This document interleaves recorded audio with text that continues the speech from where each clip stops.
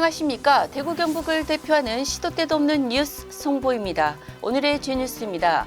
10일 대구시당 창당준비위원회 당원 간담회를 위해 대구를 찾은 조국혁신당 대표가 인재 영입과 관련해 다가오는 화요일쯤 또 한 번 깜짝 놀라실 만한 일이 있을 것이라고 했습니다. 또 이종섭 주대사 내정자의 출국에 대해선 최상병 사건 공모 혐의를 받는 내정자를 호주 대사로 보낸 것은 범인 도피죄라고 주장했습니다. 국민의힘 공천관리위원회가 공천을 확정하지 못한 대구 경북 지역구에 대한 후보자를 이번 주 대부분 확정할 것으로 보입니다. 경북 안동 예천 경선은 12일 후보가 정해질 전망입니다. 대구 동구 군의의뢰 경선은 13일 후보를 결정합니다.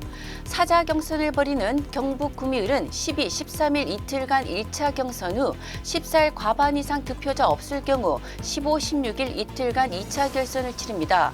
경북 의성, 청송, 영덕, 울진은 12, 13일 경선을 진행해 14일 후보를 확정합니다.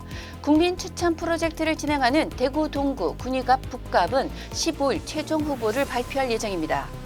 국민의힘 비례대표 위성정당인 국민의 미래에 530명이 공천을 신청한 것으로 10일 집계됐습니다.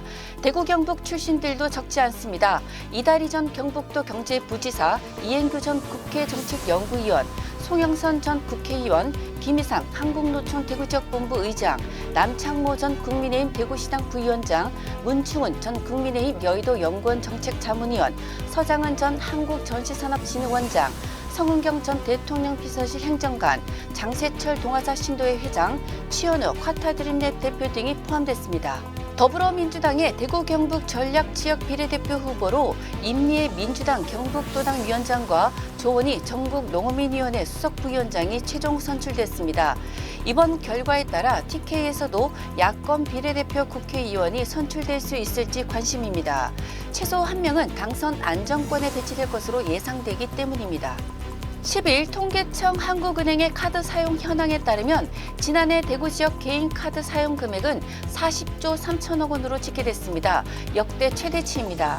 2022년 37조 6,100억 원보다 7.15% 2조 6,900억 원 늘어났습니다. 코로나 발생 직전인 2019년 31조 1,400억 원과 비교해선 29.41% 9조 1,600억 원이나 증가했습니다. 물가 상승과 코로나 팬데믹 여진, 노령인구 증가로 식료품과 의료비 지출이 급증한 것이 원인으로 분석됐습니다. 2차전지 소재 기업 에코프로가 올해 1조 2천억 원을 투자합니다. 특히 투자액의 90% 수준인 1조 원 정도가 에코프로 포항 캠퍼스에 집중됩니다. 폐배터리 재활용부터 시작해 전구체 및 수산화 리튬, 양극재 제조까지 2차 전지 생태계 고도화가 목표입니다. 지역 경제 활성화와 일자리 창출에도 긍정적 영향을 미칠 것으로 기대됩니다. 에코프로가 2020년 포항 캠퍼스를 조성한 일에 투자한 금액은 올해를 포함해 5조 5천억 원에 달합니다. 지금까지 3월 11일 월요일 영남일보 시도 때도 없는 뉴스였습니다. 다음 시간에 뵙겠습니다.